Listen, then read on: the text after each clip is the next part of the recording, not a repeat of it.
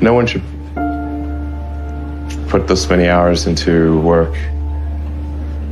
This is not good. And people should not work this hard. They should not do this. It's very painful. Painful in what sense? It hurts my brain and my heart. So this is not recommended for anyone. I just did it because if I didn't do it, then Tesla, good chance Tesla would die. My brother and I were starting our first company. Instead of getting an apartment, we just rented a small office and we slept on the couch.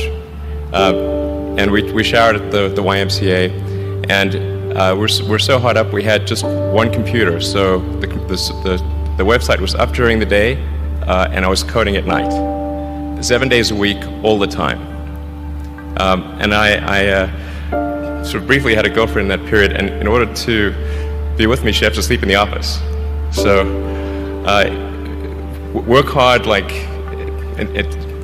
every waking hour. That's the thing I would say particularly if you're starting a company.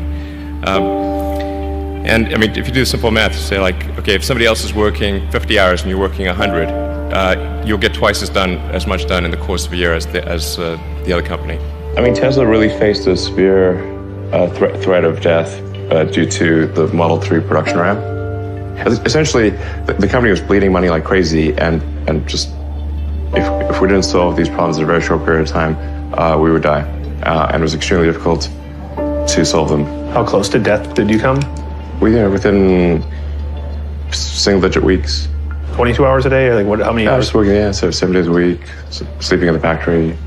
I worked in the paint shop, general assembly, body shop. You ever worry about yourself imploding? Like it's just too much? Absolutely. If you're creating a company or if you're joining a company, the most important thing is to attract great people. So either join a group that's amazing that you really respect, or if you're building a company, you've got to gather great people. I mean, all a company is a group of people that have gathered together to create a product or service. And so depending upon how talented and hardworking that group is, and the degree to which they are focused cohesively in a good direction, that will determine the success of the company. So do everything you can to gather great people if you're creating a company. It's good to think in terms of the physics approach of first principles, which is, rather than reasoning by analogy, you boil things down to the most fundamental truths you can imagine, and you reason up from there. And this is a good way to figure out if something really makes sense, or if it's just what everybody else is doing. It's hard to think that way. You can't think that way about everything.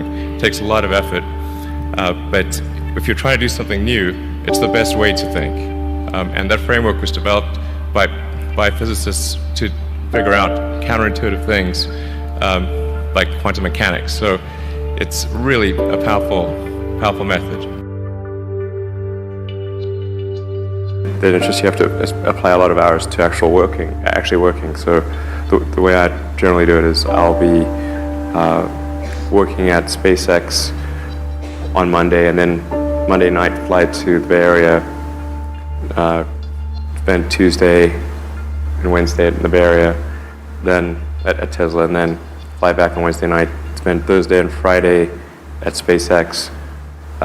In the last several months, then I would fly back here on a Saturday and either spend Saturday and Sunday at Tesla or spend Saturday at Tesla and Sunday at SpaceX.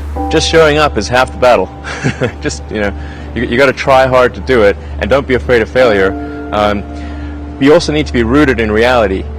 So you shouldn't, it's easy to get high in your own supply. You've got to not be afraid to innovate, but also don't delude yourself into thinking something's working when it's not.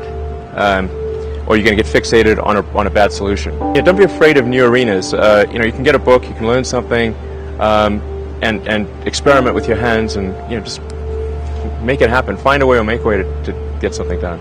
But I think people can choose to be not ordinary. They can choose to not necessarily conform to the conventions that were taught to them by their parents. So yes, I think it's possible for ordinary people to choose to be extraordinary. if somebody is doing something that is useful to the rest of society, I think that's a good thing. Like, it doesn't have to change the world. Like, you know, if you're doing something that has high value to people, if it has a small amount of good for a large number of people, I think that's fine. Like, stuff doesn't need to be changed the world just to be good. Being focused on something that you're confident will have high value to someone else, and just being really rigorous in making that assessment, because people tend to, a natural human tendency is wishful thinking.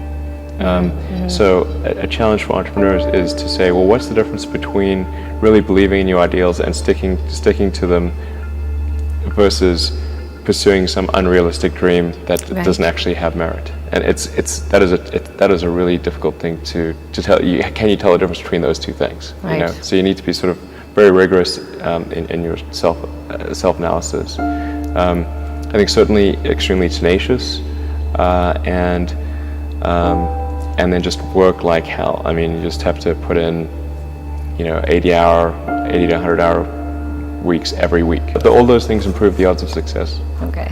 I mean, if other people are putting in 40-hour work weeks and you're putting in 100-hour work weeks, then even if you're doing the same thing, you know that in 1 year you will achieve what they achieve. You will achieve in 4 months what it takes them a year to achieve.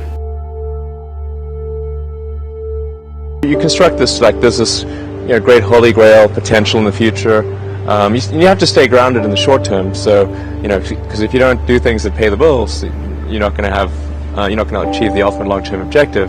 But it's nice to have that sort of holy grail long-term potential out there as inspiration for coming to work. It's really a mindset. You have to decide, we're going to try to do things differently, well, provided that they're better. You shouldn't do things differently just because they're different. They need to be different and better.